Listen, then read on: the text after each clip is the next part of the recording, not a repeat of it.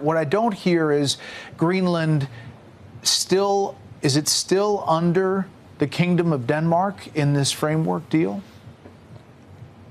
That issue did not come up anymore in my conversations tonight with the President. We very much focused on what do we need to do to make sure that that huge Arctic region, where change is taking place at the moment, where the Chinese and Russians are more and more active, how we can protect that. That was really the focus of our discussions. NATO Secretary-General Mark Rutte sought to calm rising tensions after meeting U.S. President Donald Trump as controversy over Greenland took another sharp turn. Speaking to Fox News, Rutte made a shocking revelation that the question of Greenland's sovereignty did not even arise in his talks with Trump, despite weeks of threats and dramatic rhetoric from the White House. Instead, Rutte said Trump was now focused on security, particularly how NATO allies can protect the Arctic as Russian and Chinese activity in the region intensifies. According to Rutte, the conversation centered on defending the vast Arctic space, not on changing borders or ownership. His comments came just hours after Trump publicly ruled out using military force and abruptly stepped back from tariff threats aimed at pressuring Denmark.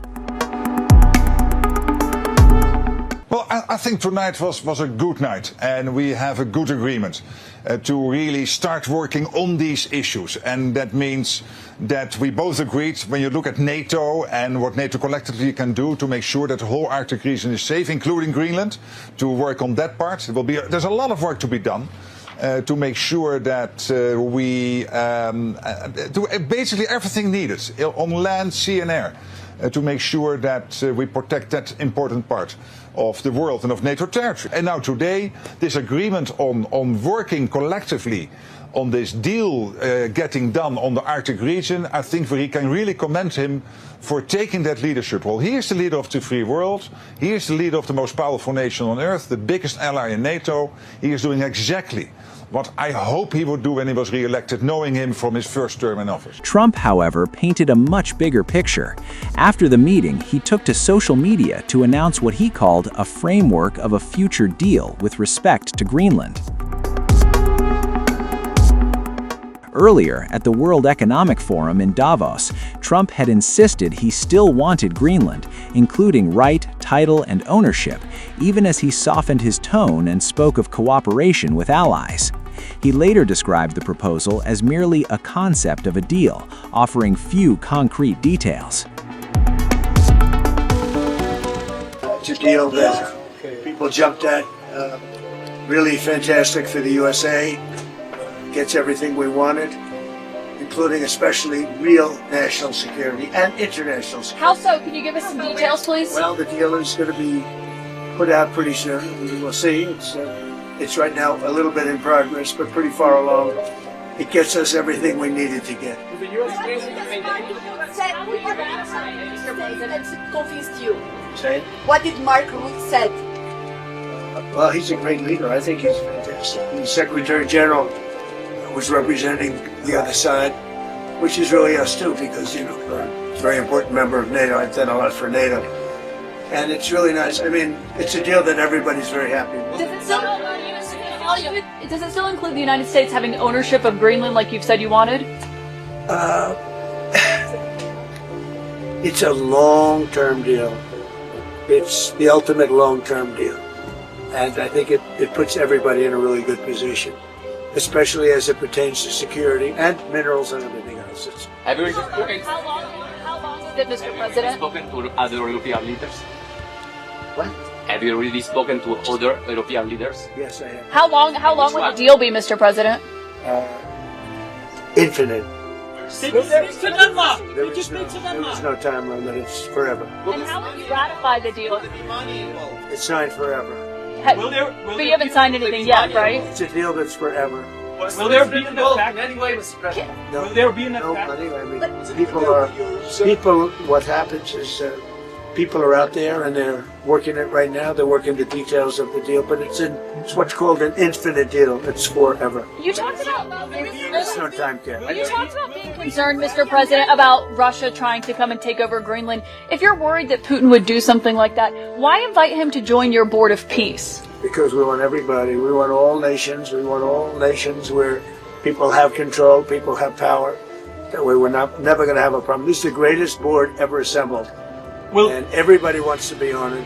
But yeah, I have some controversial people on it, but these are people that get the job done. These are people that have tremendous influence. But all babies on the board, it wouldn't be very much. So he was invited, he's accepted. Many people have accepted. I don't know of anybody that hasn't accepted. But it's going to be great. I think the Board of Peace will be the most prestigious board ever, and it's going to get a lot of work done that the United Nations should have done. And we'll work with the United Nations, but the Board of Peace is going to be special. We're going to have peace. It started off with Gaza, the Middle East. We've got peace in the Middle East, tremendous peace in the Middle East. Nobody thought that was possible, and that happened by taking out the Iran nuclear threat. Without that, it could have never happened. But the board is going to be, I think, really fantastic. And I think it'll be the most prestigious board of any board ever in world history. Thank you very much. That vagueness has fueled deep suspicion. When pressed on Fox News about whether Greenland would remain part of the Kingdom of Denmark under this framework, Rutte again stressed the issue was never discussed. NATO officials echoed that line, saying talks would focus only on collective Arctic security. But critics say the silence is alarming. Danish politicians questioned how any framework could exist without Greenland being involved at all. In Nuuk, residents reacted with disbelief, accusing Trump of misleading the public and reaffirming that Greenland is not for sale. With Trump's words shifting by the hour from ownership claims to vague deal frameworks, many now suspect this sudden de-escalation is tactical, not genuine. For now, Rutte's carefully chosen words may have cooled the moment, but uncertainty and mistrust still hang heavily over the Arctic. President Donald Trump said he won't use force to take Greenland, but described this Arctic island as a strategic piece of ice that he must control. Greenlanders we've spoken to think Trump is dismissing them as a people, and they are afraid of his threats. They've been told by authorities here to have enough food and supplies at home for 5 days. Greenlanders are also confused about why Trump wants to own their island. Trump says he must control Greenland to boost American security, but Greenlanders point to the fact he has a defense agreement with Denmark under which he can increase the US's military presence here. Greenlanders also think he wants to control the island to take advantage of its untapped natural resources and minerals, but Greenland's business minister said the island is open for US investment. The most difficult reason for Europeans and Greenlanders to understand as to why Trump wants to own Greenland might be Greenlanders think that he wants to make America bigger on the map. This is extremely difficult for them to understand because it harks back to the great power politics that led to the Second World War.